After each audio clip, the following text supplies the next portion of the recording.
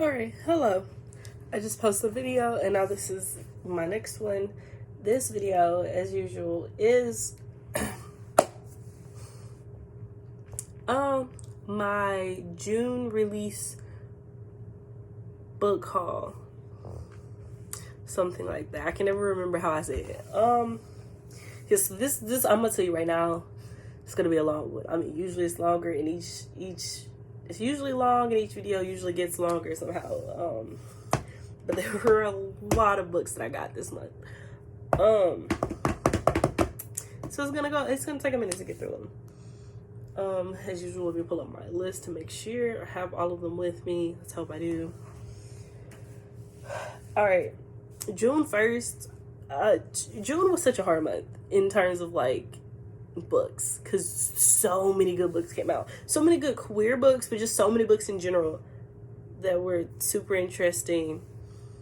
And seemingly Where the Wild came out. So this was a hard month, and June 1st specifically had so many books. So we're gonna go through June 1st, and I hope I separated these in the right weeks. I'm gonna go through June 1st.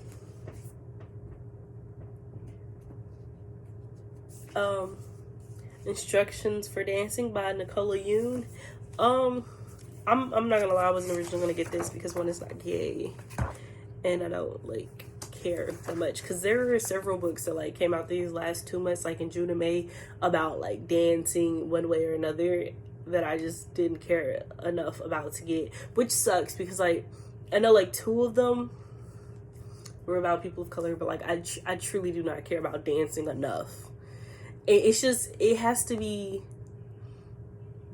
the story itself has to be interesting enough for me to want to like read it. And the only reason that the main push was just because it's Nicola Yoon, because I love everything, and that's pretty much like the only reason that I was like, you know what, okay. In the pre-order, since it was a cute little notebook, so that was there's a table of contents. Okay, like I only just got to see this book for the first time today, because as you see, as I told you earlier in the last video, and as you see now, I'm not at home. I'm at Jeremiah's house, where majority of my books that came out this month are. And so I haven't been able to see most of my babies because I haven't been over here long enough since early last June. Early, not last June, but like earlier in the very beginning of the month. And June 1st is when these books came out, but so many of these weren't here yet when I was here. This is my first time seeing majority of them, and so I'm finna geek out over the inside covers and everything. Like, first of all, you can't even see this, but like it's an outline of them dancing.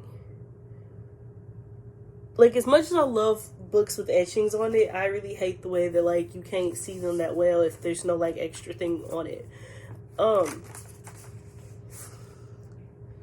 But I am so happy right now, because I know this is such a weird thing to be happy about, but there is a table of contents. I haven't seen one of these in a physical book in so long, and it's been making me so sad. I don't even know why, because it's like, it's not that needed, and I do read a lot like digitally, so there's usually a table of contents digitally at least. But I'm so excited about this. Like, I haven't seen a table of contents in so long. And I also like seeing how many of these chapters are titled. And there's this little flower above the chapter thingies. Oh, my heart, I'm so happy. This is Instructions for Dancing by Nicola Yoon.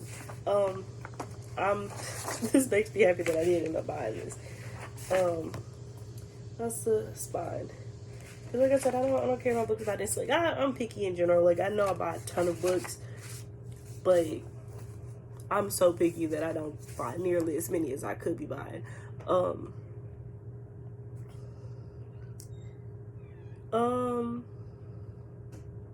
So Evie Thomas is the main character. She doesn't believe in love anymore.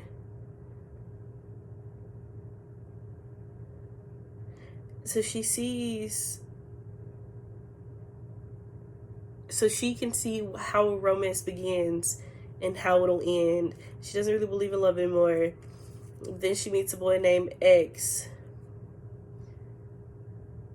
because she's learning how to waltz, foxtrot, and tango with a boy named X. He's adventurous, passionate, daring, and his philosophy is to say yes to everything, including entering a ballroom dance competition with a girl he's only just met.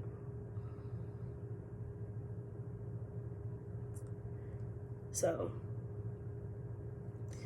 and then he makes her question all she thought she knew about life and love, and is wondering if love is worth the risk. So it seems interesting enough. It's like I said, it's not, I don't know what it is about dance specifically. I have so little interest in books about dance, which is weird because I've been reading a lot of books about sports, even though I have zero interest in sports, and so it usually takes me a while to make myself read them. But there were like at least 2 or 3 that came out the last couple of months that I was like really debating whether or not I thought it was worthwhile getting, because I was like a little interested in them, but I wasn't sure if I was interested enough to get them, because like, do I really care enough? I have to make decisions between what books are more important to me, because I buy so many. I can't buy every single one of them, and if I'm not interested enough, then I don't get it. And it really sucks because like several of them were by authors of color, and I was like, I want to support them so badly, but I have no interest in this book. But at the end, I decided not to get them because, like I said, I have to decide which books are more important to me. And I buy a lot of books by authors of color, so I was like, it'll be okay. But this one I'm excited about because the table of contents, I haven't seen one of those in so long. Then we have this book, The Witch King by H.E. Edgman. I don't know. I'm not fully sure what it's about. I just knew it was gay and that I really liked the cover. That's it. That's the only thing I knew what it was about. All Hail the King and the King. I'm obsessed with this cover though. And the coloring, it's so cute. Fire is the only magic I know. It's the only thing that came naturally to me when I was forbidden from learning anything else. And what good would fire do me now, besides making everything worse? Wyatt would give anything to forget where he came from, but a kingdom demands its king. And Azalon, Fae rule, and witches like Wyatt Croft don't. Wyatt's betrothal to his best friend, Fae Prince Amir North, was supposed to change that, but when Wyatt lost control of his magic one devastating night, he fled to the human world. Now a coldly distant Amir has hunted him down. Despite transgender Wyatt's newfound identity and troubling past, Amir has no intention of dissolving their engagement. In fact, he claims they must marry now or risk losing the throne. Jaded Wyatt strikes a deal with the enemy, hoping to escape Azalon forever.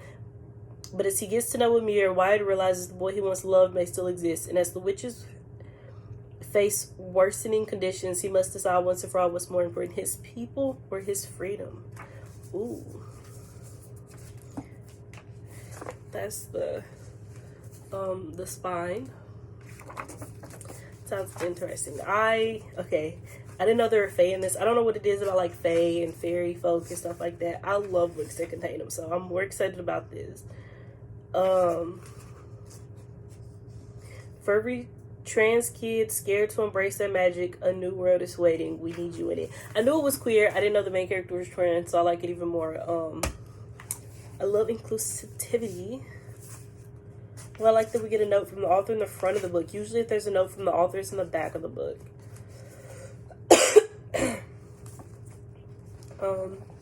Unfortunately, there is still no table of contents. It's so disappointing.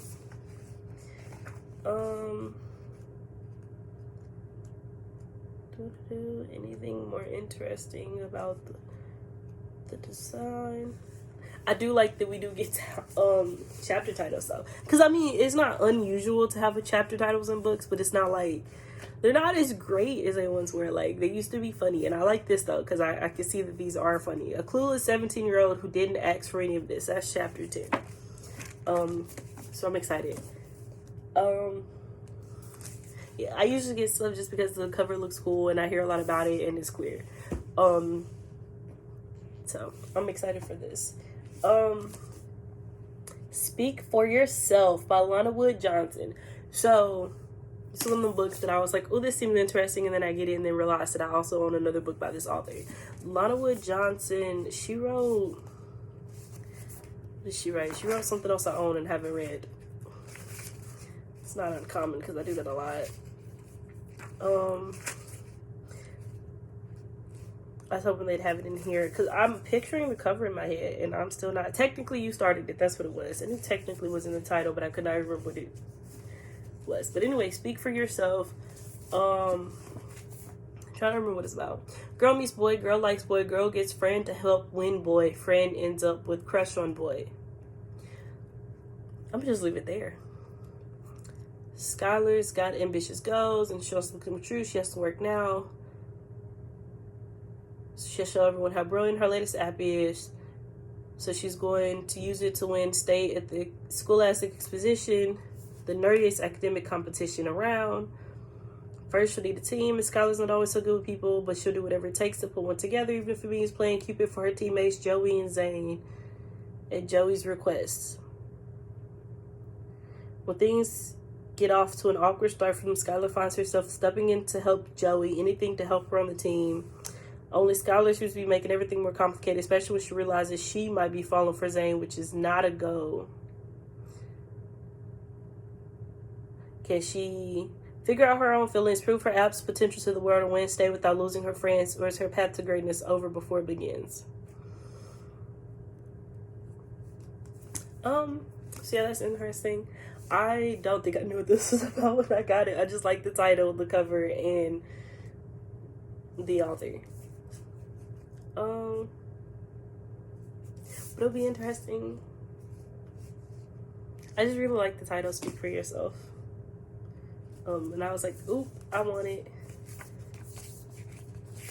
There it is. Ooh. So, it's also etched on it, says, Speak for Yourself. And that's the spine. I like that there's a little text bubble for the Scholastic Press. See if there's a table of contents. Now this is something that I'm gonna just have to do all the time, just because when there isn't. How disappointing.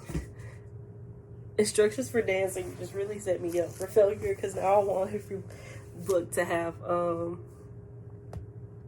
table of contents. This is The Coming Storm by Regina M. Hansen. Do I remember what it's about? No, but it sounded really interesting. I remember that much. There's a certain wild magic in the salt air and the thrum of the sea. Beat McNeil has known this all her life. It added spice to her childhood adventures with her older cousin Gary, the two of them as thick as thieves as they explored their Prince Edward Island home. So when Gary comes up the path one early spring morning, Beat thinks nothing of it, until she realizes that he brings with him the scent of blooming roses, even though the garden is bare. He is dripping wet and silent, but he plays a haunting tune to his fiddle that chills Beat to the bone. Something is very, very wrong. Things only get worse when Marina Shaw saunters into town and takes an unsettling interest in Gary's new baby. Local lore is filled with tales of a vicious, shape-shifting sea creature and the cold, beautiful woman who controls him. A woman who bears a striking resemblance to Marina. Beat is determined to find out what happened to her beloved cousin and to prevent the same fate from befalling the handsome young man who is winning her heart, whether she wants him to or not. Yet the sea always exacts a price. Look at this stunning cover, though. Like, just look at that. I'm in love.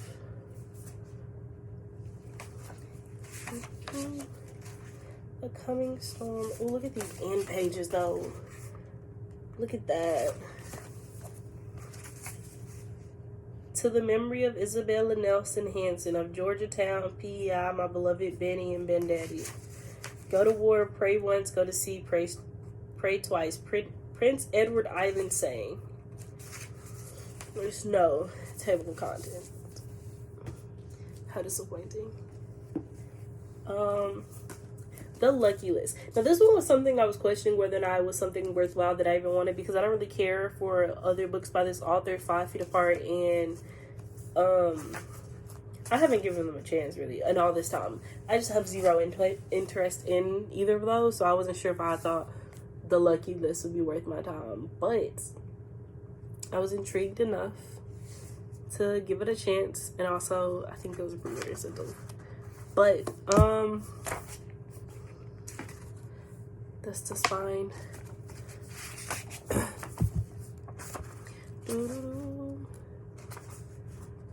This one's for you, Mom. I love you. I love, like, dedications. But anyway, Emily and her mom were always lucky. Every month they take their lucky quarter and nominate Huckabee's heatedly competitive bingo night. But their luck ran out 3 years ago when Emily's mom succumbed to cancer and nothing has felt right for Emily since. Now, the summer before her senior year, things are getting worse. Not only has Emily wrecked her relationship with her boyfriend Matt, but her dad is selling the house she grew up in, and he's invited Blake, his new best friend's daughter, who Emily hasn't seen in years, to help her give Mom's things away. But that's when Emily finds the lucky list, her mom's senior year bucket list, buried in a box in the back of her closet. As Emily and Blake set off on a journey to accomplish each exciting, scary, even intimidating task, Emily begins to finally find a connection to her mom again, but she also feels a connection with Blake, one that she wasn't expecting. Suddenly, Emily must face another fear accepting the secret part of herself she never got the chance to share with the person who knew her best. I hate when I read so fast, like, you can't tell that there's a punctuation there. But yeah, it seemed really interesting. Because when it was gay, or at least I assumed it was gay, and you know, I wanted to see more about this list, and I guess the list is, or at least part of it, is on the back. And number 1 is get a tattoo, which I definitely want to do, but also have 8 of. Get over my fear of heights, go on a picnic, try new food, get out of Huckabee, sleep under the stars, go on the Huckabee lake trip, skinny dip in Huckabee pool after hours, buy a book in another language, steal an apple from the first tree at Sydney's orchard, find a 4-leaf clover at Kiss JC. So, that seems interesting. Now, more gay time.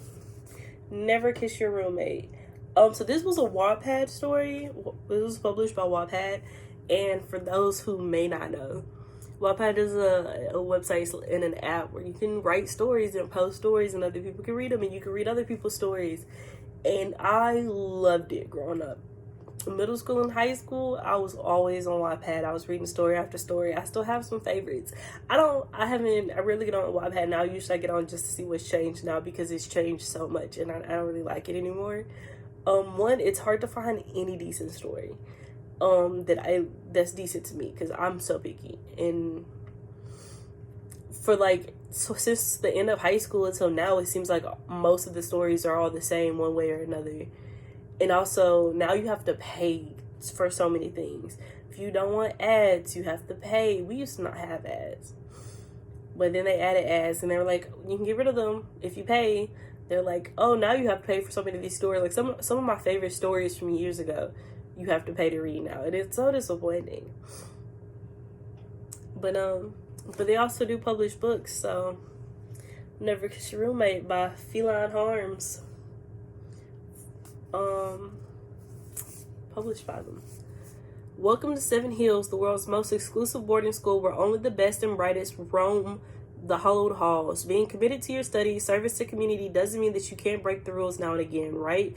But watch your back, because lurking on the anonymous chitter chatter blog is the Watcher, who can't wait to reveal all the latest hookups, hot lists, and secrets around campus. The latest objects of the Watcher's affection, straight off the train, but not exactly straight, Insta besties Evelyn and Seth. It doesn't take long for Evelyn to realize she is inexplicably drawn to her gorgeous standoffish roommate, Noelle. Meanwhile, Seth has eyes and some serious heart palpitations for budding thespian and school flirt Jasper. Just as things start to heat up, the Watcher strikes. Will the secrets revealed turn the happily ever afters into happily never afters? Okay, so first of all, it sounds like a little bit like Gossip Girl. Sounds like a gay Gossip Girl from the Get Off. Except boarding school. This sounds like a gay boarding school Gossip Girl. But I'm interested. I am intrigued. But I got it because it was gay. If you ever question why I bought a book, it's probably because it was gay. Jay's gay agenda. So that tells you a lot. Something else I really like is that by most of the blurbs are about authors I know and like Mason Deaver, Elsie Rosen, Phil Stamper, Becky Albertalli, Julia Winters, Aiden Thomas, Kaylin Bayron, and Ronnie Davis. Ronnie Davis is the only name on here that I do not recognize, so now I'm gonna have to look them up. It's a purple cover. Let's see. I haven't posted a Pride picture, like a Pride stack of books, in June, like I should have. But I have, this is purple, and that's, if I take off the covers, it's purple. That's yellow. That's green. Hopefully we'll see if I have more. Anyway. Meet another gay kid, fall in love with the boy, lose my virginity. I have heard that this is a very sex positive story.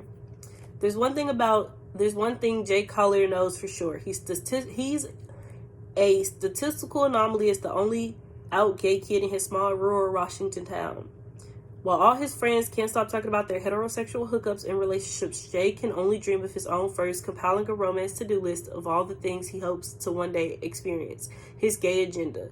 Then, against all odds, Jay's family moves to Seattle. He starts his senior year at a new high school with a thriving LGBTQIA+ community. For the first time ever, Jay feels like he's found where he truly belongs, but as Jake begins crossing items off his list, he'll soon be torn between his heart and his hormones, his old friends and his new ones, because after all, life and love don't always go according to plan. So this is a debut novel. I'm excited about. I almost made this the last book that I read in June, but I was like, I'll wait.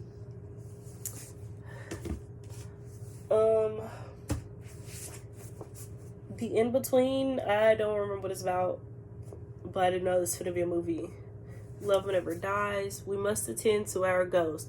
We must welcome them into our lives and embrace them because they are a part of us.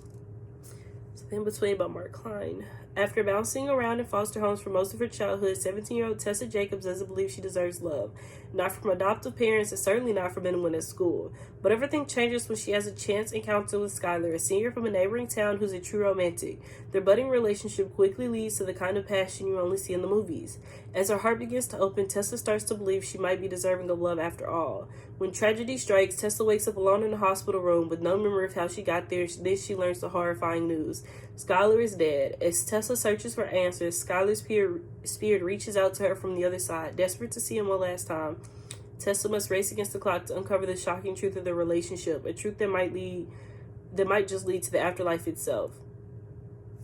Okay, so I think something about this, I think maybe somebody compared it to If I Stay, maybe. It may have been what drawn me in. But honestly, okay, this book, the summary kind of hits me hard a little personally because I have a friend named Tessa and I love her to death. But she kind of drives me a little insane because she stays in this really terrible situation. And part of it is due to her believing that she doesn't deserve better, that she doesn't deserve love. And that she had this one great person who died, and now she stays with this one really crappy person who's crappy 97% of the time. But she doesn't believe she deserves better or should go for better, so she doesn't. So that hits me kind of personally. For the Wolf, I heard a lot about this, and this was like, I think, a last minute buy. The first daughter is for the throne, the second is for the wolf. His eyes are away from her, to the waiting wilder wood beyond, their wing of... I swear, I struggle with R's and W's sometimes. Like, I can say them separately, but if they're anywhere near each other, I cannot. Their ring of cleared ground, I warned you before, Red, none of the stories here have happy endings. As the only second daughter born in centuries, Red has one purpose, to be sacrificed to the wolf in the wilder wood in the hope he'll return the world's captured gods. Red is almost relieved to go. Plagued by a dangerous power she can't control, she knows that at least in the wilder wood she can't hurt those she loves again. But the legends lie. The wolf is a man, not a monster. Her magic is a calling, not a curse. And if she doesn't learn how to use it, the monsters the gods have become will swallow the wilder world and her world whole. I'm Oh, it's gonna be really interesting. It's obviously a Red Riding Hood retelling, and I loved Red Riding Hood. I loved it. So I'm interested to see where that goes. Next, we have One Last Stop by Casey McQuiston. This one is a sophomore novel. That's what they're called. I couldn't think of the word earlier when I was talking about the... Oh, I haven't read it up yet, so I can say it again. Okay. I'm in the last video. I couldn't remember the term when I was talking about the books I read. But anyway, this is a sophomore novel. Not a sequel because they're two completely different stories. But sophomore novel is the second book. Not a debut book, but the second book and not the release. It has nothing to do with the first one. But her first book, as far as I'm aware, was Red, White, and Royal Blue, which is super popular, and I've still yet to read it because I'm terrible. But I can't wait to read it, and I can't wait to read this one. That one's MLM. This is WOW as far as I know.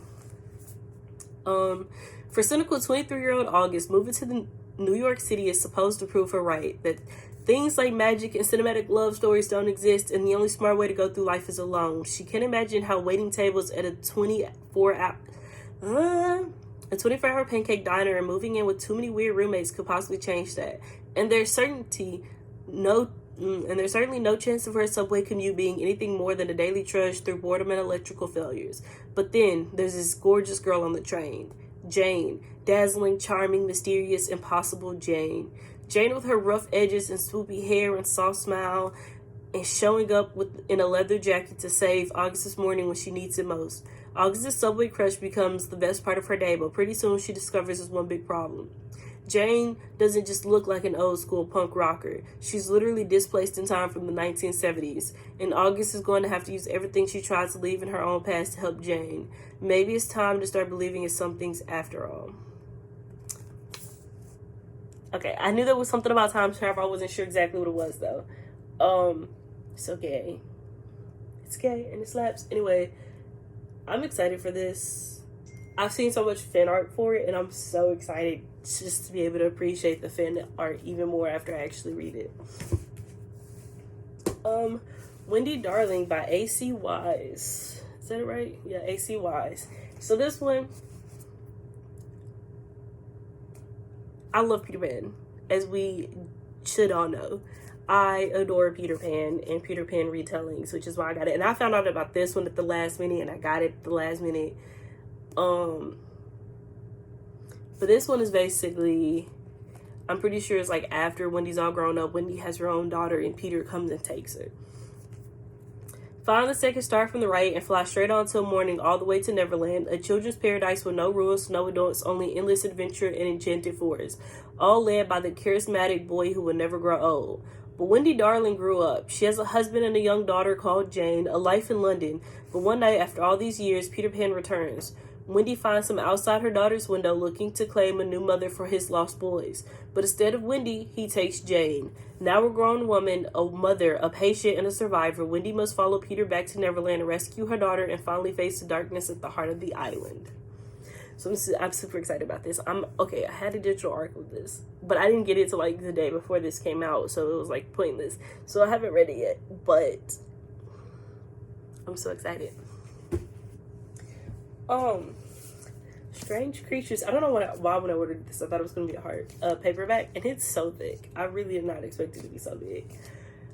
Strange Creatures by Phoebe North. Oh, the summary is so long. From the moment that Annie was born, she and her brother Jamie were inseparable. Alike in almost every way, they promised to always take care of each other, and when life became too much for them, they created their own space in the woods behind their house, a fantasy world called Gumlia, where no one else could find them. But then came middle school, when Jamie grew dark and distant. He found new friends and a life away from Annie and Gumlia, and then one day he disappears. Annie, her family, and the entire community are devastated, and as the days turn into months, turn into years, everyone begins to accept that Jamie is gone for good. Everyone except Annie, who believes that Jamie somehow has entered Gumlia and she's the only one who can bring him back. But as Annie finds a new relationship with a girl she did not expect, she makes startling discoveries about her brother's disappearance and has to decide how much of herself she's willing to give up in order to keep hope alive. As they follow the lives of Annie, Jamie, and the friends and family around them. Oh, that's just about the author.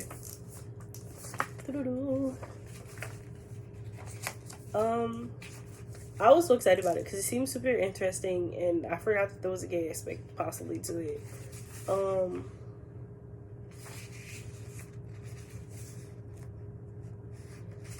Well, like this, I'm interested in this dedication.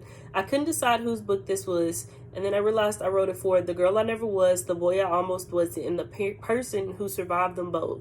I dedicate this book to myself. Does that seem bold to you? Vain? Do you wish I'd given it to you instead? Fine, here, take it. I wrote it for you too. To show that if you live through this, then someday you can tell the story you'd hoped your whole life to find. Every time you turn the page, bring it to me then, so I might tuck yourself in with your book, yours. My story's been told, I'm done with it, but the world can always use more books that are honest, strange, and true. Oh my God, I want to read this so badly. I knew he was in danger because he was both the egg and the one who cracked it. Jessica Fisher. The epilogue is in the beginning.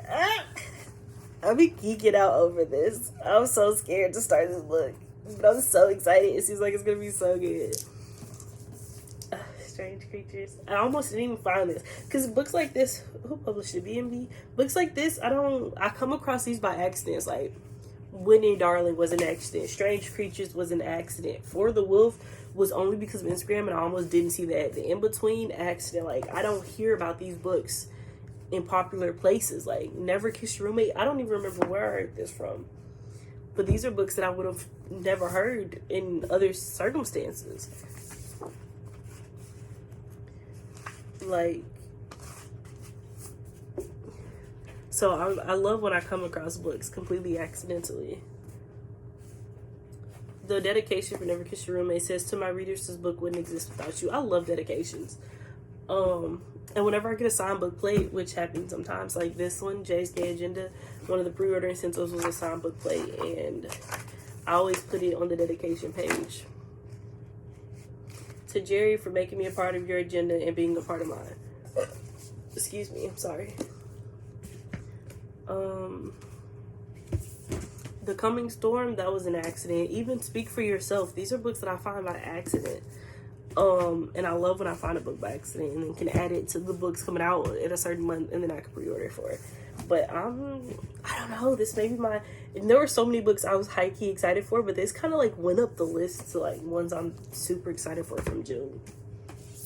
Okay, We Are Inevitable. Now, this one is by Gail Foreman, and I love Gail Foreman. Is Gail Foreman? Okay, yes, she's the one that I had to make sure. She wrote the If I Stay series, by the way. That's why I know her. If I Stay and Just One Day. I think I read Just One Day before If I Stay, but I'm not for sure. I love both of those series. Just One Day and If I Stay. They're both duologies. I'm obsessed with them. And so when I found out she has a couple of the books that I've really been wanting, but I've never gotten my hands on. When I heard that she was releasing a book this year, I was waiting for it. I couldn't wait. And when the cover reveal came out, I was obsessed, and it's here. Do I remember what it's about? No. I just knew it was by Gail Foreman. It's published by Viking. What if what you thought was the end of the story was really just the beginning of the next chapter? Even in the face of extinction, life and love finds a way. Aaron Stein used to think books were miracles, but not anymore. Even though he spends his days working in his family's secondhand bookstore, the only book Aaron can bear to read is one about the demise of the dinosaurs. It's a predicament he understands all too well. Now that his brother and mom are gone and his friends have deserted him, leaving Aaron and his shambolic father alone in the moldering bookstore in a crusty mountain town where no one seems to read anymore. So when Aaron sees the opportunity to sell the store, he jumps at it, thinking this is the only way out. But he doesn't account for Chad, a best life bro with the wheelchair and way too much optimism, or the town's out-of-work lumberjacks taking on the failing shop as their pet project. And he certainly doesn't anticipate meeting Hannah, a beautiful, brave musician who might possibly be the kind of inevitable he's been waiting for. All of them would help Aaron realize that destruction doesn't inevitably lead to extinction. Sometimes it leads to the creation of something entirely new. Doesn't that just sound great? For the Heathers, the Kathleens, the Mitchells, the Beckys, and all the booksellers who give us a great good place.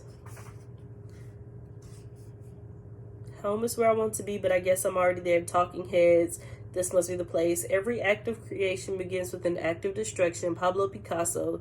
A town isn't a town without a bookstore. It may call itself a town, but unless it's got a good bookstore, it knows it's not fooling a soul. Neil Gaiman, The American Gods. We are inevitable. Ooh, we have chapter titles instead of chapter numbers. I'm excited. Okay, A Chorus Rises. Now this book by Bethany C. Morrow is a sequel to A Song Below Water. And I bought A Song Below Water thinking it was going to be a standalone, so I was kind of disappointed to find out it was getting the second book because I hadn't read The Song Below Water yet. And I was like, I'm going to read it before the second book comes out, which I clearly did not do. But it's here and it's so pretty. And I was like, I can't not get it, even if I didn't want it to have a sequel just because I didn't want to have to read more. So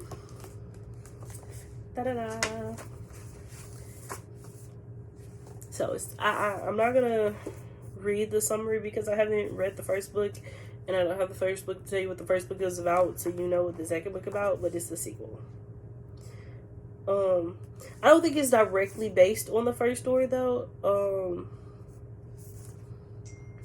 or at least not the same characters, or at least not, I think it may be in the same universe. I don't know how to describe it, but I know it has some kind of relationship to the first book, if nothing else is at least in the same universe, but, or same, you know, something, I don't know.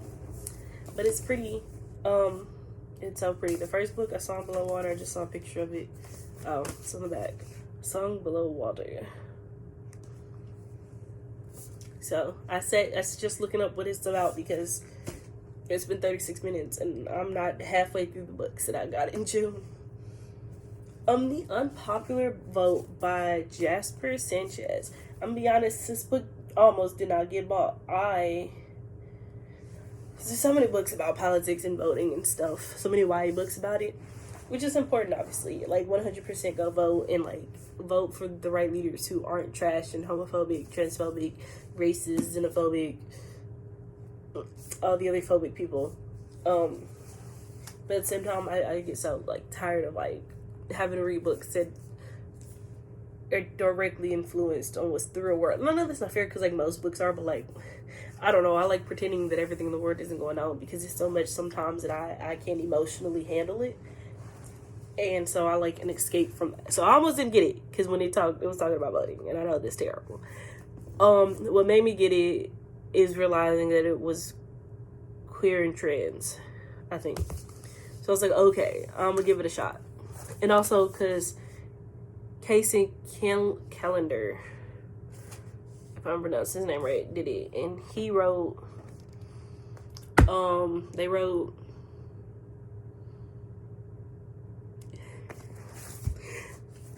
You know, I'm gonna just keep blanking.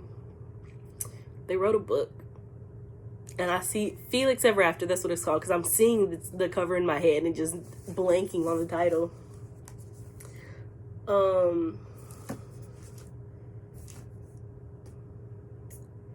Yes. Anyway, okay. Vaseline on the teeth makes a smile shine. It's a cheap stunt, but optics can win or ruin the election. Everything Mark Adams knows about politics, he learned from his father, the congressman who still pretends he has a daughter and not a son. To protect his father's image, Mark promises to pretend to be the cis guy everyone assumes he is. But when a candidate for student body president inflames dangerous rhetoric, Mark inserts himself as a political challenger. One big problem? No one really knows Mark. He didn't grow up in this town, and his new friends aren't exactly with the in crowd. Still, thanks to countless seasons of Scandal in the West Wing, these nerds know where to start, from voter polling to campaign stops to a fashion makeover. Soon Mark feels emboldened to engage with voters and even start a new romance, but with the journalist digging into his past, a father trying to silence him, and a bully frontrunner in his way, Mark will have to decide which matters most, perception or truth, when both are just as dangerous. See, my problem?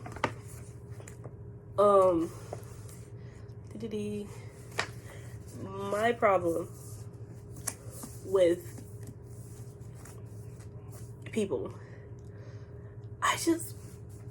oh, there's so much I want to read about. And not because of the book, it's just because of the things it makes me think about real world stuff, like journalists who dig into your past and people who might be willing to out you. It just irritates me when I think about it. And so books like that, it sounds like it's good, sounds like it's super important, but at the same time, I get so hesitant to read books like that. A book that may talk about outing, it just makes me super panicky because I don't think I could read about. And I've read about, you know, people being outed. It just takes a lot for me to actually sit down and get through it, because it's like outing is such a invasion of privacy, and being outed are such major things for me. I can't handle it that well sometimes. But anyway, The Passing Playbook by Isaac Fitzsimmons, another book that I just showed you in the last video. This book is about Spencer. I almost forgot his name again. Spencer went to this one school. He's trans. He went to this one school, and when he started to transition, a whole lot of stuff happened, and he was getting threats and bullied or whatever. And then the school goes on lockdown because of a threat to his life, so he has to switch schools. And then he switched to schools, to this supposedly most liberal school in the town or whatever. But he's still scared because he doesn't know how liberal it really is. So he's scared to come out. He goes to the QSA, the Queer Student Alliance, or Queer Straight Alliance, I think.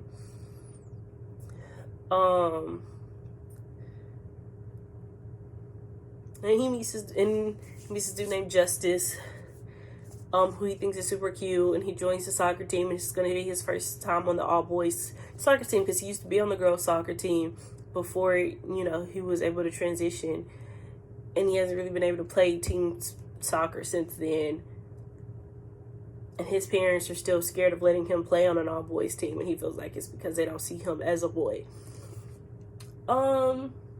Casey Calendar also did a blurb for this one. I love that. Also, but then he's not allowed to play on the team anymore without the team getting disqualified, because his birth certificate still says female, because they live in Ohio and they're not allowed to change it. So he fights back against it. Well, he questions whether or not he should fight back against it. He doesn't know if it's worthwhile, and because he knows it'll help other trans youth, but he also knows that he's not sure if he's ready to be out that way, especially after what happened at his last school. And Justice, his family is like super religious and homophobic and transphobic, etc., etc. So we have The Ghost We Keep by Mason Deaver. This is also Mason Deaver's sophomore novel. So I wish you all the best. Now this one, Mason Deaver is non-binary. Their pronouns are they, them. The main character,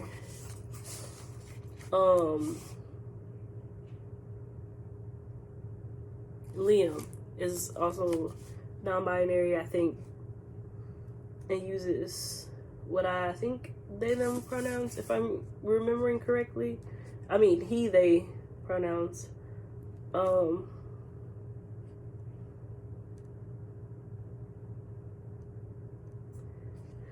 Anyway, I'm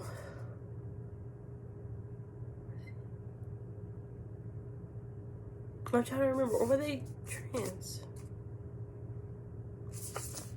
I hate when it's been so long since I've had to read something that I don't remember.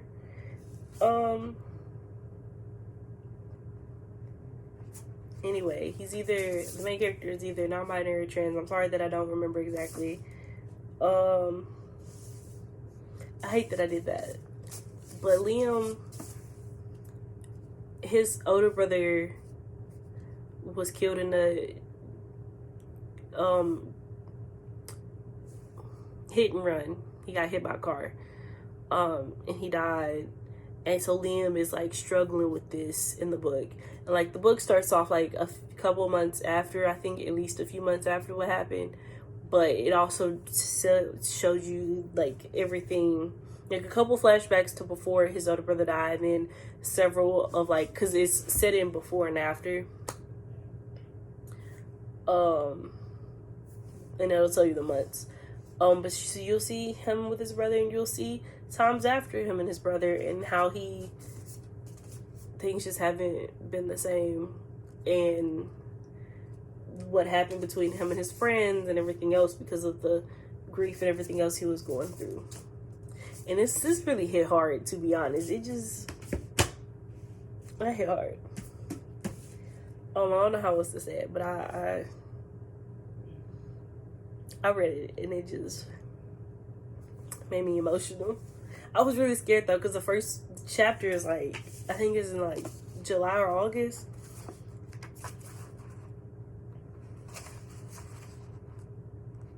Yeah, the first chapter is in July, but no other chapter reaches July. And I was like, are you just gonna leave me here? Am I just gonna have to read everything that happened leading up to this and never know what happens after this? But it doesn't technically do that. So that's the Ghost Wiki. And then the Nature of Witches. Now I have to show you the inside cover. So this was something exclusive to the first print edition only. This is the inside cover. This is something that only the first print is getting.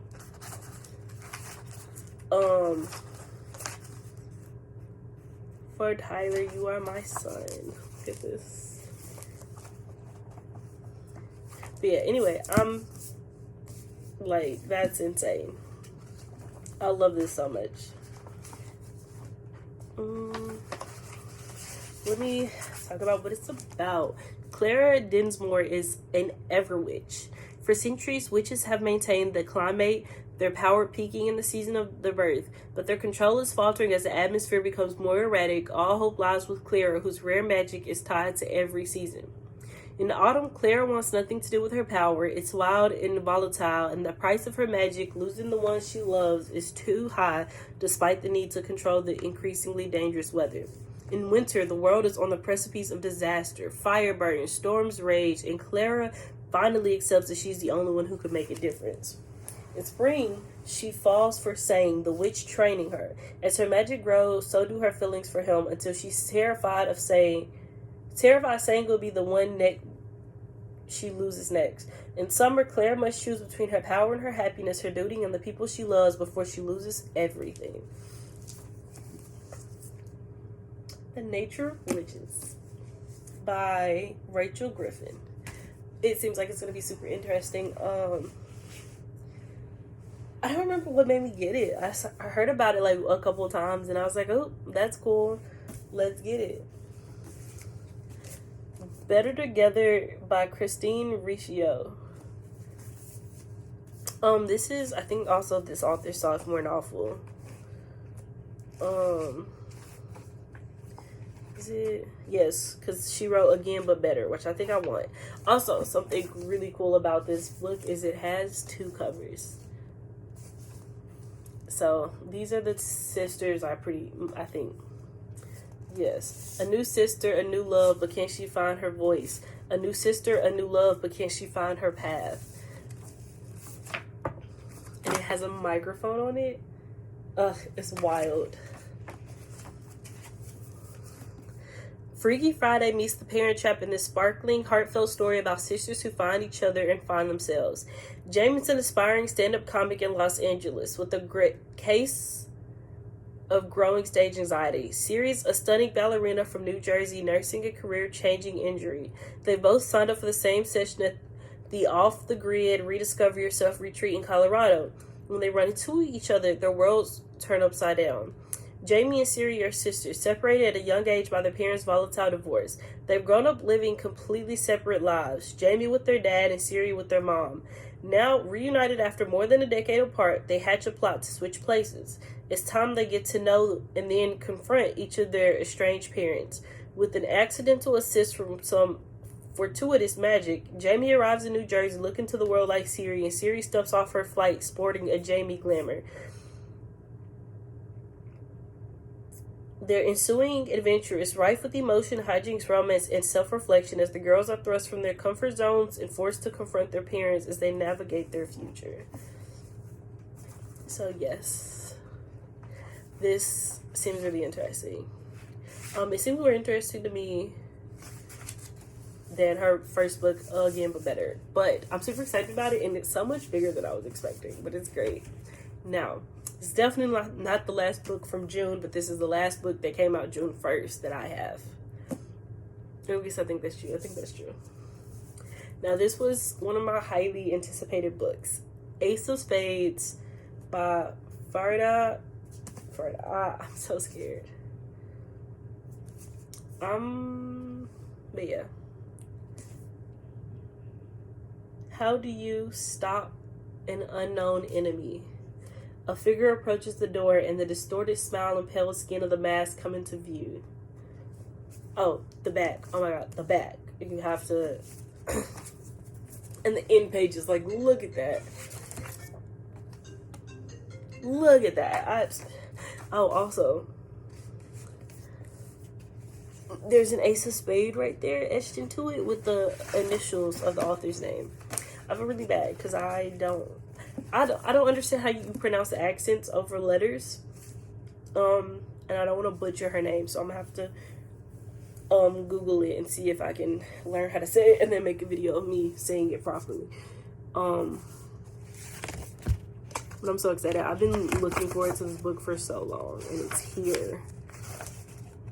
Also, signed booklet.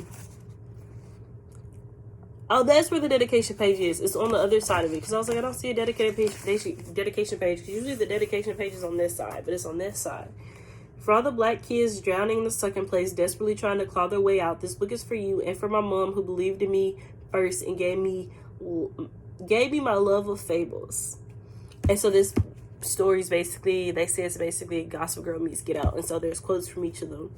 They say life is full of surprises, that our dreams really come true. Then again, so can our nightmares, Gossip Girl. All I know is sometimes if there's too many white folks, I get nervous. Get out. All right, now the summary. All you need to know is I'm here to divide and conquer, like all great tyrants do. Aces. When two Nevius Private Academy students, Devon Richards and Chiamaka Adebayo, are selected to be part of the elite school's senior prefects, it looks like their school year is off to an amazing start. After all, not only does it look great on college applications, but it officially puts them in the running for valedictorian too. Shortly after the announcement is made, though, someone who goes by Aces begins sending anonymous text messages to reveal secrets about the two of them that turn their lives upside down and threaten every aspect of their carefully planned futures. As Aces shows no sign of stopping, what seemed like a sick prank quickly turns into a dangerous game with all the cards stacked against them. Can Devon and Chiamaka stop Aces before things become incredibly deadly? I've been so excited for this, and I'm not much of a thriller chick, but I've been so excited for this. Now, those are the books that came out June 1st. So many books. And now, June 8th. First, we'll start by The Marvelous by Clara Khan. Now, she wrote Let's Talk About Love, I believe. So, I was super excited for this. Don't know what it's about. I just knew that she wrote a book that I loved so much.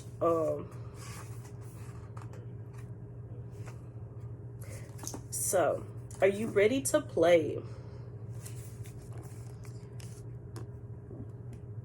So this follows 6 teens locked together in a mansion, contending for a life-changing cash prize in a competition run by a reclusive heiress. Everyone thinks they know Jewel Van Hansen, heiress turned actress turned social media darling who created the massively popular video sharing app Golden Rule. After mysteriously disappearing for a year, Jewel makes her dramatic return with an announcement. She has chosen a few lucky Golden Rule users to spend an unforgettable weekend at her private estate. Once they arrive, Jewel ingeniously flips the script, and the guests are now players in an elaborate statewide game, and she's tailored every challenge and obstacle to test whether they have what it takes to win, at any cost. So it's told from 3 different perspectives: Nicole, the new queen of Golden Rule; Luna, Jewel's biggest fan; and Stella, a brilliant outsider. Look at this stunning cover though. Like, look at that.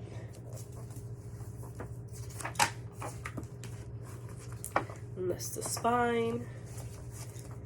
It of course does not. Okay, it doesn't have a. Look at this though. Like, it doesn't have a table of contents, but it has that, and that's pretty nice. I'll always be with you. Alright. Is this also Everybody Shines? I think this was originally supposed to come out May 25th, but it got changed to June 8th. This is an anthology about, fat people. 16 stories about living fabulously fat. And I, myself, am a big bitch. Sorry for the swearing, but so I was excited about this, especially because, as you see, we got some black rep too. We got some people of color on here. Dream big, take up space, shine your shine. So it's supposed to be 16 stories from some of today's most exciting voices across a span of genres. Everybody Shine celebrates body diversity and fat acceptance. So we have a lot of really cool authors that I'm excited about. Can pause to see them because I don't feel like reading all of them, to be honest. I hope you can see them. But some of them, we'll see. Who am I most excited about? Okay, Claire Kahn, I love her, as you saw. I think she was literally just the last book that I showed you. Because I love Let's Talk About Love so much. And I read that, I want to say either in January or February. So that may be my most anticipated short story. Then we have Seasons of Chaos. Now, Seasons of Chaos is a sequel to Seasons of Storms, I think. Yeah, Seasons of Storms. Together they'll ignite the world. Go back to your beginnings for the answers you seek. Find those missing pieces, breathe deeply, and remember the lion that you are. But be mindful, broken teeth can be sharper than we realize. I don't really want to read you like the actual summary because, you know, this is a sequel, so that's just fine. But, you know, it's gonna be great. Can't wait. I haven't read Seasons of Storm yet because the series wasn't completed. I don't know how many books are in the series. I'm gonna have to look it up and see if it's a duology or a trilogy or a saga or whatever.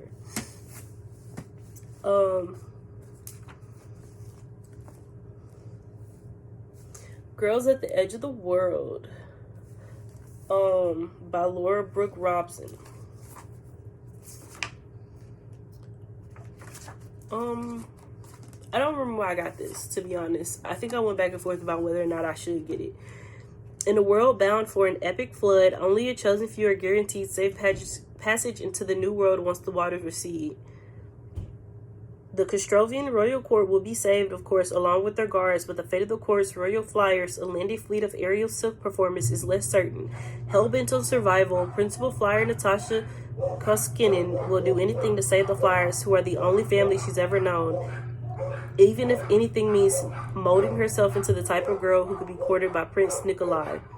Unbeknownst to Natasha, her newest recruit, Ella Neves, is driven less by her desire to survive the floods than her thirst for revenge, and Ella's mission could put everything Natasha has worked for in peril.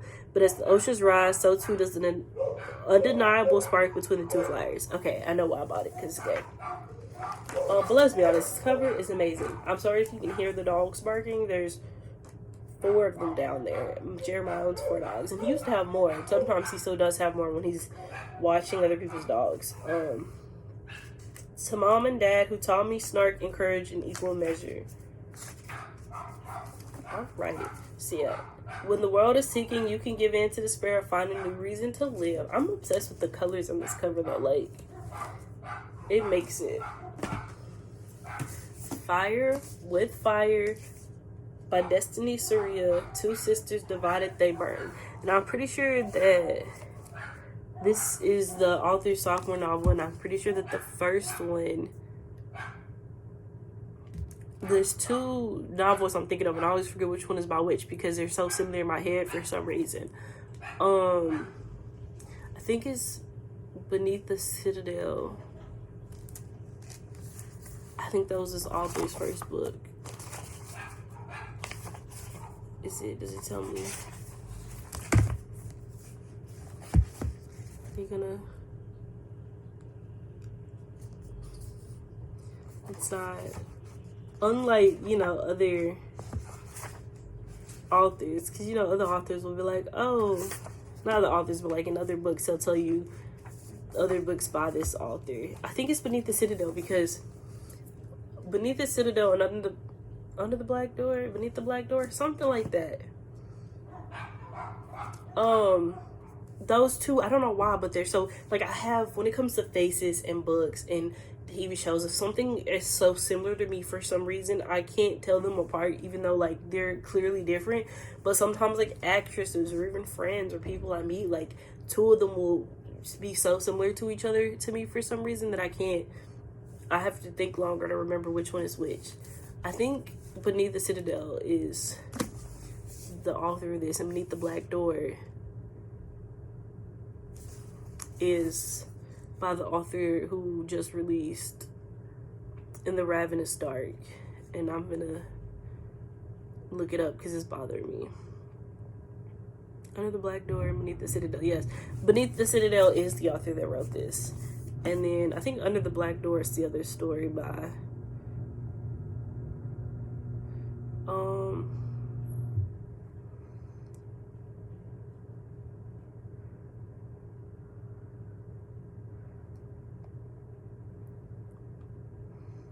Beyond the Black Door. That's what it's called, by A.M. Strickland. Okay, I just cannot.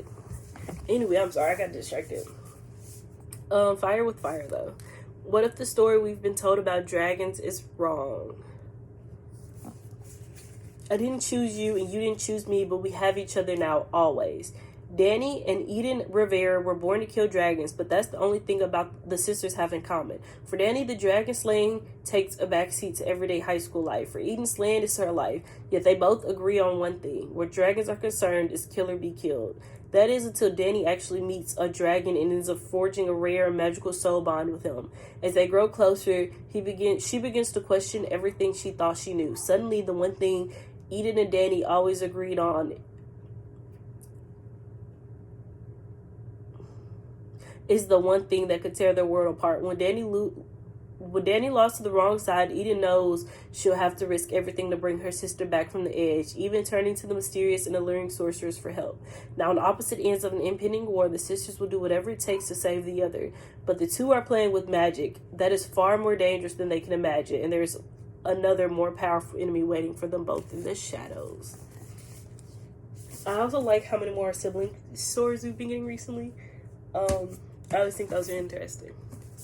Now, this was one of my highly anticipated ones, even though this was another one I found by accident. Daughters of Sparta by Claire M. Andrews. This is, of course, published by James Patterson Presents. I feel like so many books are being published by him nowadays. Let's see. Sparta forged her into a deadly weapon. Now the gods need her to save the world. 17-year-old Daphne has spent her entire life honing her body and mind into that of a warrior, hoping to be accepted by the unyielding people of ancient Sparta. But an unexpected encounter with the goddess Artemis, who holds Daphne's brother's fate in her hands, upends the life she's worked so hard to build.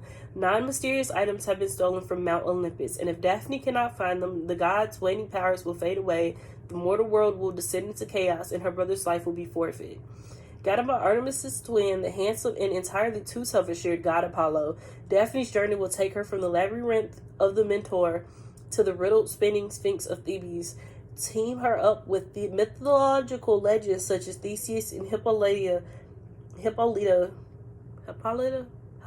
probably, of the Amazons, and pin her against the gods themselves.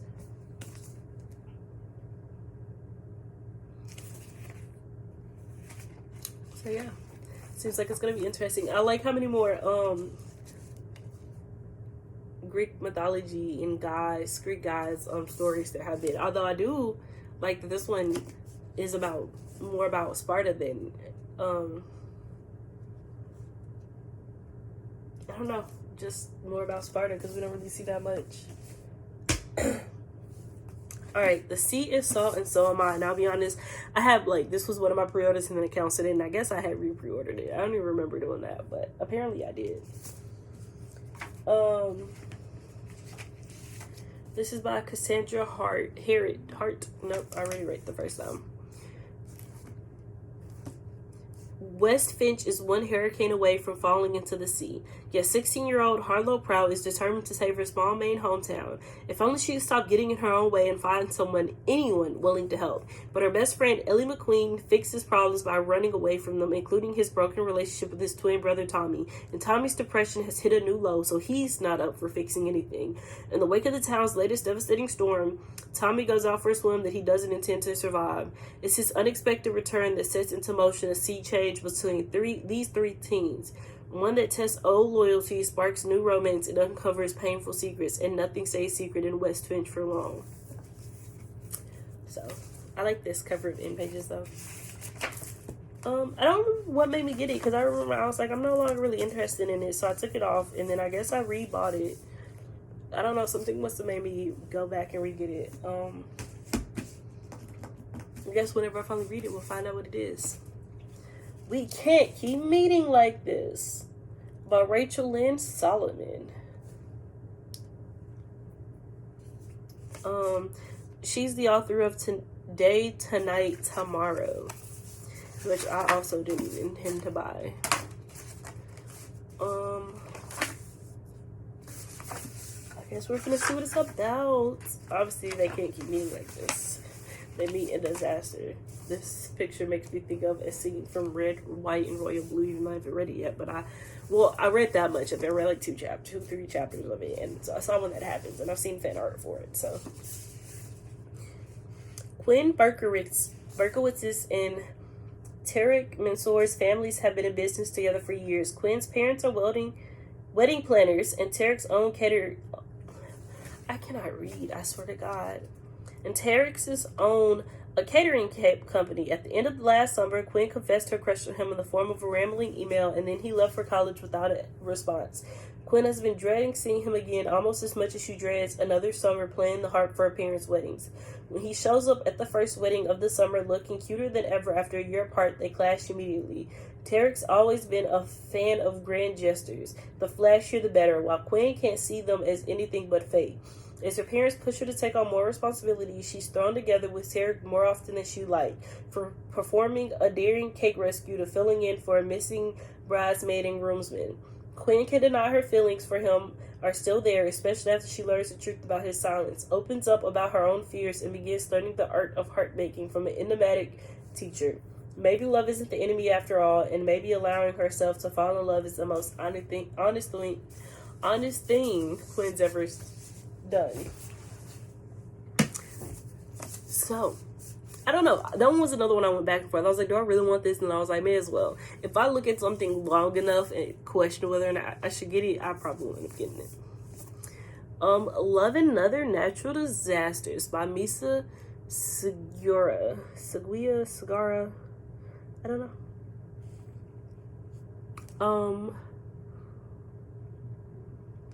But the cover is so pretty. And I'm pretty sure it's gay. I think that's what made me get it.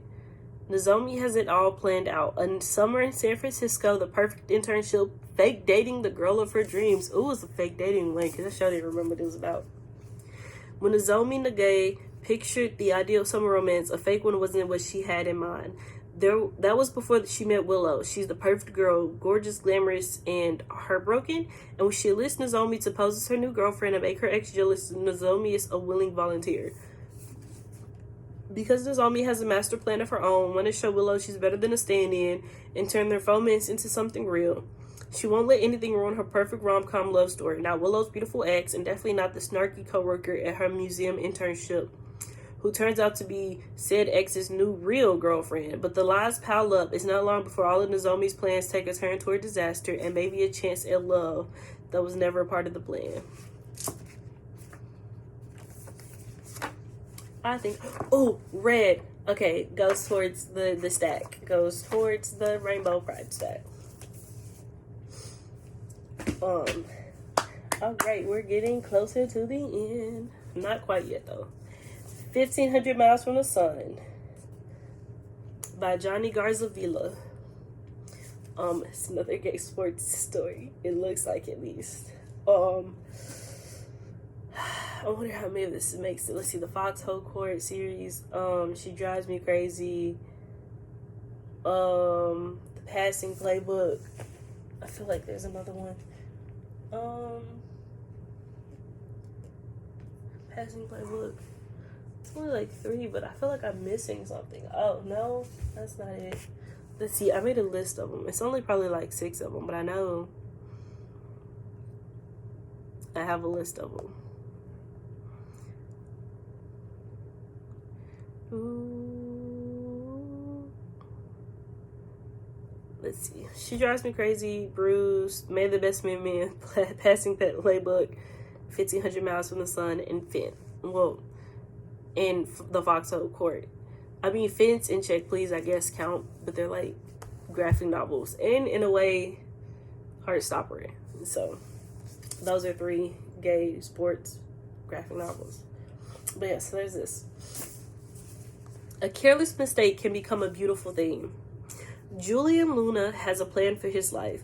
Graduate, get into UCLA, and have the chance to move away from Corpus Christi, Texas, and the suffocating expectations of others that have forced Jules into an inauthentic life. Then in one reckless moment with one impulsive tweet, his plans for a low-key 9 months are thrown literally out the closet. The downside, the whole world knows, and Jules has to prepare for rejection.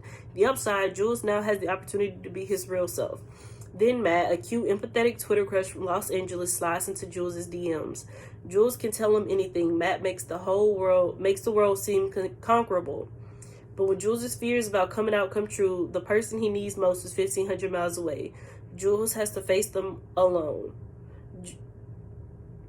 Jules accidentally propelled himself into the life he's always dreamed of, and now that he's in control of it, what he does next is up to him. Oh my god, oh my god, oh my god, oh my god. Okay, but like, look at this. Oh my god, it's so pretty. It's so pretty, sorry. Sorry, not sorry. Oh, is this a blurb by Deepa? Is. She did blurb this story. To all the queer brown boys who are still waiting for their chance to bloom. Oh, the author's note is in the front. All right. No table of contents, unfortunately, but like, I'm sorry, just like, can we not pretend this isn't beautiful? I'm excited about that. All right. Was that it from this week? So I think that was June 8th, right? So now I think we're on to June 15th. The Cruelest Mercy, which is the sequel to The Kinder Poison, by Natalie May. Girl fated to rule an ally more dangerous than any enemy. Don't want to read the summary because it's a sequel, so that'll be spoiling. Oh, but it has a map. I feel like so many more books have had maps recently, and I'm obsessed.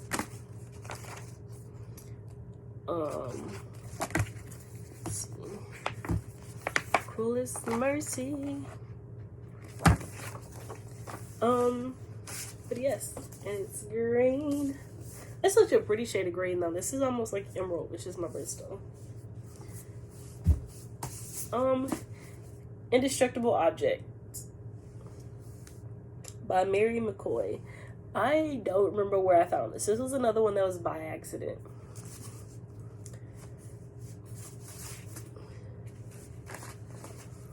For the past 2 years, Lee has been laser focused on 2 things. Her job as a sound tech at a local coffee shop and her podcast, Artist in Love, which she co-hosts with her boyfriend, Vincent, until he breaks up with her on the air right after graduation. With their unexpected split, the loss of her job, and her parents' announcement that they're separating coincide, Lee's plans, her art, and her life are thrown into turmoil. Searching for a new purpose, Lee recruits her old friend Max and new friend Risa to produce a podcast called Objects of Destruction, where they investigate whether or not love actually exists at all. But the deeper they get into the love stories around them, the more Lee realizes that she's the one who's been holding love at arm's length. And when she starts to fall for Risa, she finds she'll have to be more honest with herself and the people in her life to create a new love story of her own. Funny, romantic, and heartfelt, this is a story about secrets, lies, friendship, found family, and an expired passport, a hidden VHS tape, fried pickles, the weird and wild city of Memphis, and most of all, love. Ooh! City of Memphis? Are we in Memphis? Okay, but like if this is based in Memphis, I'd be happy. Like, not that I really care that there are many stories based in Memphis, because there are a few that I've read that are based in like Tennessee, more especially Nashville. But like, we never get anything in Memphis, and it's not that big of a deal to me because, like, you know. But it'd be cool if this is, especially if this is gay. I don't know. I'm excited to find out. That just made me so excited. I don't remember if I knew that. Like, when I don't remember, as you know, I don't really remember what most books are about after I get them, because I read the summer, I'm like, oh, that sounds really cool, and I get it, but then I get so many I don't remember what they're about. So I didn't remember what this is about, and I don't remember where I found this or how I found this, or if I knew it was based in Memphis before I got it. And then we have Blood Like Magic by LaSalle Sandbury. And this book is so nice and thick and big. Okay. But like, look at that. And it's so beautiful. And the colors, oh my gosh. Blood Like Magic.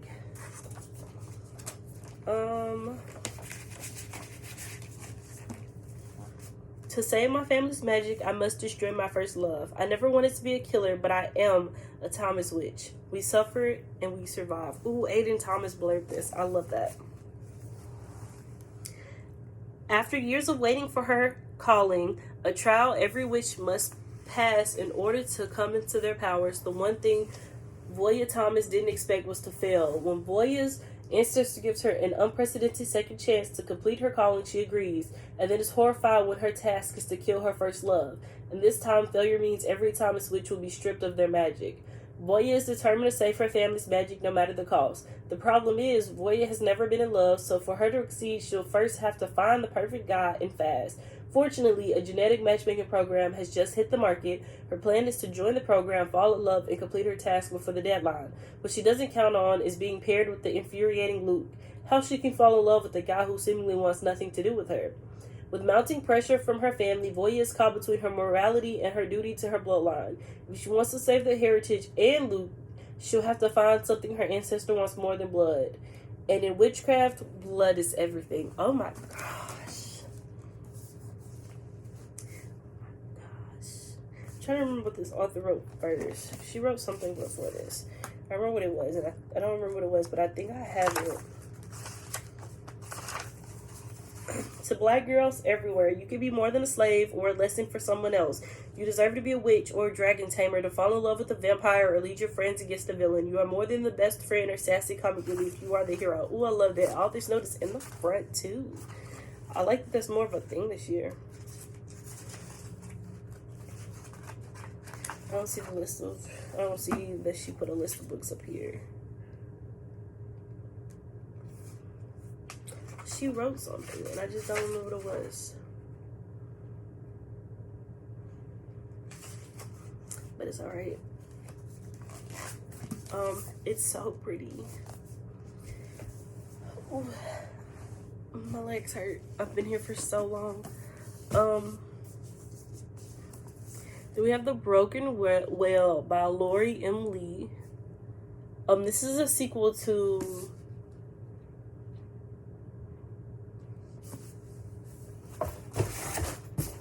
This is the sequel to Forest with Souls. Could not remember the name, but I was like, I know I had the first book near me.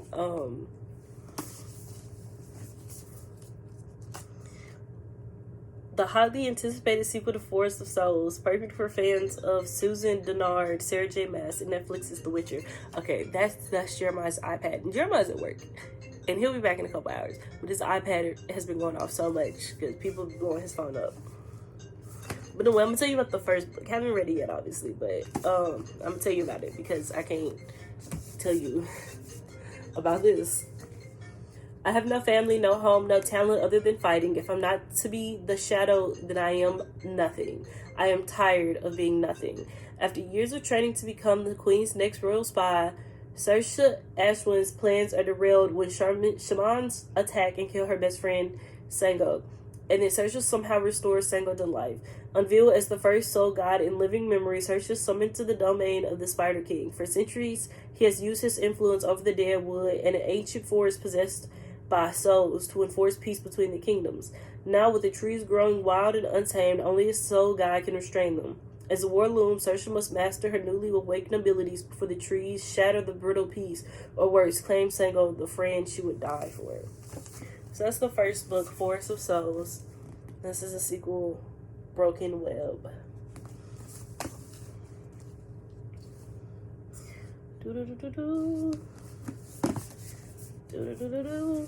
Alright, that was June 15th. Now we're on to June 22nd. So first up, we have Darling by Kay Ancrum. I have read this. I've talked about it in the last book. It is a Peter Pan retelling. It is often called a queer Peter Pan retelling. And I was vastly disappointed to realize it wasn't as queer as I thought it would be. Now, there are a couple queer side characters. There is Fyodor, who is asexual. There is possibly Charles and Winzu, maybe slightly. I can't tell if Charles and Winzu are like, if they're just like, you know, those super close friends who call each other, you know, babe jokingly or whatever, if they're actually like gay. There's Tinkerbell and Ominotago. They're bi probably. And slightly maybe, like, he got flustered when Fyodor flirted with him, so I don't know if that's like if it's just because it was flirting or if he's gay or bi. And Fyodor, I think he's only asexual. They don't mention him being anything else, but he might be bi because he flirts with everything. But yes, Peter Pan and Wendy are both, as far as we know, straight. Eleanor, who is Wendy's best friend, is a lesbian though, so there's that. But it was extremely disappointing. Oh, but basically, I didn't actually tell you what the story is about. It wasn't, the story itself wasn't disappointing. It was just that I was disappointed it wasn't as queer as I thought it would be. Not all lost boys should be saved. You've heard the story before, but this time it won't end the way you think. On Wendy Darling's first night in Chicago, a boy called Peter appears at her window. He's dizzying, captivating, beautiful, so she agrees to join him for a night on the town. Wendy thinks they're heading to a party, but instead they're soon running in the city's underground. She makes friends, a punk girl named Tinkerbell, and the lost boys Peter watches over.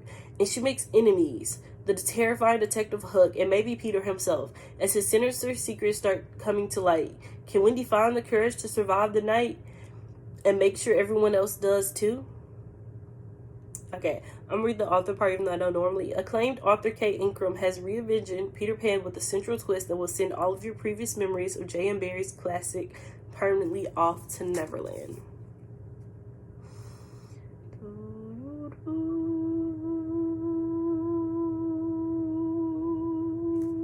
Oh, Aiden Thomas believed this too. Of course he did, because he wrote his own Peter Pan retelling.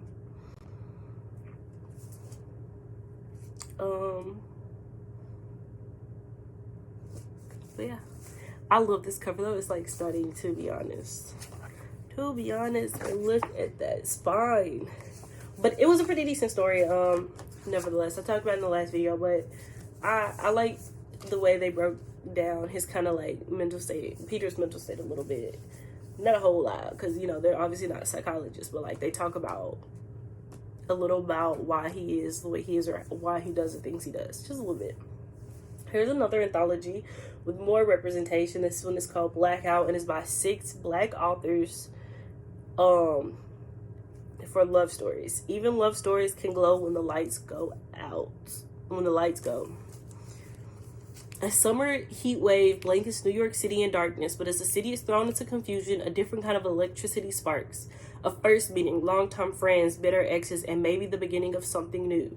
When the lights go out, people reveal hidden truths, love blossoms, friendships transforms, and all possibilities take flight. 6 beloved best-selling and award-winning authors, Donnell Clayton, Tiffany D. Jackson, Nick Stone, Angie Thomas, Ashley Woodfolk, and Nicola Yoon bring the glowing warmth and electricity of Black teen love to an interconnected novel of charming, hilarious, and heartbreaking stories that shine a bright light into the darkness. And that's the inside a little bit of it. So Black kids everywhere, your stories, your joy, your love, and your lives matter. You are a light in the dark. Okay, about that. There's another anthology coming out, I think either next month or the month after that, and it's called Black Boy Joy, and I am so excited. Because this is the thing about Black stories. I don't often, I mean, obviously there are plenty of, like, authors and Black authors, you know, like Nicola Yoon and Nick Stone and Angie Thomas and a whole bunch of them. And they don't, and more. Obviously, there's more than that, but those are the K. Ingram and more. Those are some of the first ones I thought of, including the ones I hadn't mentioned in there. There's so many black stories, and not all of them are like depressing or about the harsh realities of being black in America. But that's the thing, I struggle with wanting to read certain black stories because I am all for a sad story. I'm all for a sad story. I'm all for, you know, breaking my heart. But it's one thing for a story to be sad, she has your heart broken, or, you know, some, I don't know. But it's another when it's like because you're black in America and or gay in America and you have to face the harsh realities of racism and homophobia and things like that. And I may be bright as all get out, but I am black and I have very much black family, plenty of family who are much darker than I am, and I have a hard time reading that reality in those books. And it breaks my heart in a different way. And like I said, I cannot mentally and emotionally take it. I'll read it sometimes because it's important, and it's especially important for the white folk to read it. I got a white side of my family. I myself am not white. But there's some white folk and I got some white friends, and it's so important for them to read it. But I myself, I try to read it because it's important, and if I want my white friends to read it, then I definitely need to be reading it. But a lot of the times I cannot emotionally take it too much constantly. I'll buy the books and I'll say I'll read them, but I struggle with actually sitting down and reading them. Like homophobia, like I mentioned earlier, I cannot stand reading a story about being outed because it emotionally hits me in a way that like I can't handle. I could read a book that's a sad, like A Little Life. I love that story, and there's plenty of queerness in it, but none of the hurt in the book is directly because of racism or homophobia. But as sad as I don't get out, and I love that book, but when it's something else, when I have to see parts of myself in a book being treated so horribly, it's hard for me to really want to read it, even though I know it's important to. So books like Blackout and books like what did I say? Black Boy Joy, that comes out I think next month. I want to say it was August 3rd, but I could be wrong. I don't know why I don't just look at my notes. This literally right here because I have it. Yes, August 3rd. It makes me happy to see that we can have these stories, because even when we get movies and TV shows and even thrillers, so much of it still is because of racism. Like Get Out is great or whatever. I'm not much of a thriller person. I didn't care for it too much, but like the originality of it is so cool. But at the same time, a big part of it is still rooted in racism, and I struggle to want to see that.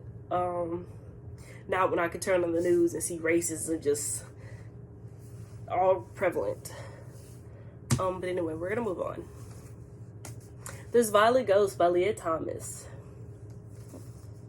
She can saving the dead change a life. I like it. It's gray. Gray's my favorite color. Or one of them. Gray and royal blue. Maybe emerald green. Danny's best friend, Sarah, is a ghost. But maybe that's normal when you've spent your childhood running from an abusive parent. Danny and Sarah might be more than friends, though Danny dares not say so. Danny is afraid that if he tells Sarah he's trans, she won't bother hunting him anymore. Sarah's not... I'm sorry, I can't read.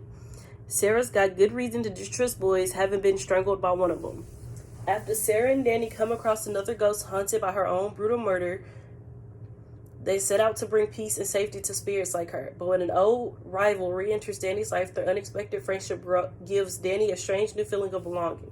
As Danny starts to find his place in the living world, he'll need to let go of his ghost. Equal parts chilling, raw, and emotionally resonant, acclaimed author Leah Thomas's timely ghost story is about reclaiming trauma and finding peace among true friends. Oh, that's interesting. I did not know what this book about was when I got it. I think because when I read Leah Thomas, I think I was thinking of Leah Johnson. And I was like, ooh, gotta get this book. And it was confusing me because I knew there was another book by Leah Johnson coming out. And I was just so confused. But I got it. And I don't regret it. Because it sounds like it'll be really interesting. To every queer kid stuck in a small town, this isn't forever. Hang in there. I'm excited. Can't wait. A Season of Sinister Dreams by Tracy Banghart. Now, this was one that I don't know what made me get it because I wasn't going to get it at first. And I think this was another last minute pre-order. That's the spine. God, I've been talking forever. No wonder my throat is starting to bother me. A courtly feminist fantasy full of intrigue, romance, and shocking twists. My legs hurt so much. Annalise is cousin to the prince and possesses a magic so powerful it takes all her strength to restrain it. Evra is a country girl and has watched each friend and family member come into their magic while hers remains dormant. But everything changes when Annalise loses control, just as Eva begins experiencing debilitating visions of a once-in-a-generation clairvoyant meant to serve the crown. Thrown together at court, Evra and Annalise find that they have the same goal, to protect their kingdom from the selfish, greedy men destroying it, but neither is quick to trust. Evra's vision suggests a threat to the throne, and Annalise worries that her darkest secret will be revealed. Their magic at odds, the young women circle each other until the truth can no longer be hidden. That sounds like it's going to be interesting, and it sounds like that's going to be gay. So I can't wait.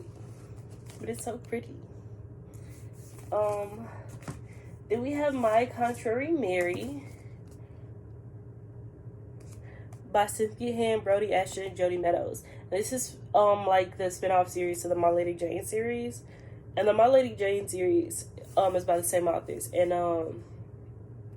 And each of those is like a famous Mary in like British history or so. That they like kind of, it's like a retelling kind of, and they change it up and add magic kind of and stuff like that. Long live the queen, not as quiet as a mouse, there's something about Mary. It's also green. Ready to reign, Mary is the Queen of Scotland and the jewel of the French court, except when she's a mouse. Yes, reader, Mary is an Edian. Shapeshifter is a kingdom where verities rule, a small obstacle to be sure, but one that could cost her a head or tail. My bad. I think I said Mary in history. Well, this one is about Mary in history, but the My Lady Jane series were about famous Janes. Yeah. And they have most of them, or at least somebody in the story is generally a shapeshifter. And so this Mary is a shapeshifter, and her shapeshift form is a mouse. His Crowns of Royal Pain, Francis, is Mary's betrothed, the next in line for the French throne, but what used to be a pleasantly far-off prospect is suddenly too close for comfort. Yet, you see, he has a secret of his own. No matter how much he loves Mary, a king is the last thing he wants to be. A prophet for profit. Ari is the daughter of Nostradamus, the world's greatest seer. A position as one of Mary's ladies in waiting seems like the perfect opportunity to prove herself worthy of her father's legacy. But she never predicted she'd stumble upon the kingdom's mousiest secret. A sneaky, sneaky trap. When the king meets a rather suspicious end, things at the gilded court take a treacherous turn. Mary and Francis are thrust onto the throne, and Ari must decide whether to save her own head or help her royal mistress navigate a veritable viper's nest of conspiracies, traps, and treasons. And if Mary's secret is revealed, heads are bound to roll. So yes, for the people who feel like they have to be perfect, and for France, we're sorry for what we're about to do to your history, but it was your turn. So yeah, they usually change, like, history up a lot. So I only read My Lady Jane. I started My Plain Jane sometime last year, well, sometime like 2 years ago or 3 years ago, and I never finished it. But I read My Plain Jane, and I mostly enjoyed it. So this is the first book of the Mary series, and I think this might be the last book. Rising Like a Storm. So this one is a sequel to Hunted by the Sky. Okay, I didn't want to get the wrong title because I started thinking of We Free the Stars. But yes, a girl with a mark, a boy with her soul. There's a starlight thing etched into it. I was gonna read the summary, forgetting that I can't do that because this is a sequel. But I really like that. Look, you see how it's darker right there? And that's because, like, other little designs, I think, at the beginning of each chapter. I don't know how to talk about this book without telling you about this one.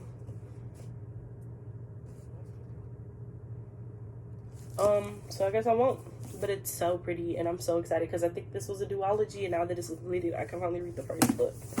So that is a ton of books that I just shared with you, and let's count. 1, 2, 3, 4, 5, 6, 7, 8, 9, 10, 11, 12, 13, 14, 15, 16, 17, 18, 19, 20, 21, 22, 23, 24, 25, 26, 27, 28, 29, 30. 40. That's 40 books at least that I just shared with you. But if you bother to watch this at all, I appreciate it. That's the end for this video. The next video will hopefully be my Outcrate unboxing because Outcrate was not able to send out the June boxes yet, and so they're supposed to come sometime this month. So hopefully I'll be able to share that video with you next. That should be the next video, unless Rainbow Craze box comes before then or something else happens to June's boxes. However, I did forget 3 books. I was wondering if 40 was too even a number. I, for one, left my physical copy of The Darkness Outside Us at home.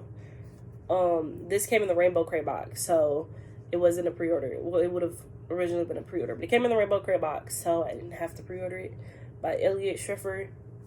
But I left it in the Rainbow Crate box instead of bringing it for the video, so I forgot. So do have it physically. It is at home. Then there are 2 other books that came out this past Tuesday on June 29th, and they were originally pre-orders, and I canceled them because both Rainbow Crate and Owl Crate claimed one of the books for their July boxes, even though they came out this month. So there's This Poison Heart by Kaylin Barron. This will be Rainbow Crate's. Nope, I lied. That's Owl Crate's book, July book of the month, which is why I don't have it physically. And then Rainbow Crate chose Gear Breakers by Zoe Hannah Makuta. Hopefully I'll remember to show the physical copies whenever I get them next month, if they come on time. But these did come out this past Tuesday, and I would have had them physically if I hadn't canceled them, because they will be coming in the 2 book box subscriptions that I have. Other than that, that is the end of the books, hopefully, that I have to show you. If you stayed this long, if you bothered to open this at all, if you skip to the end, I appreciate it. I hate that this is going to take hours to upload again. But thank you. See you next time.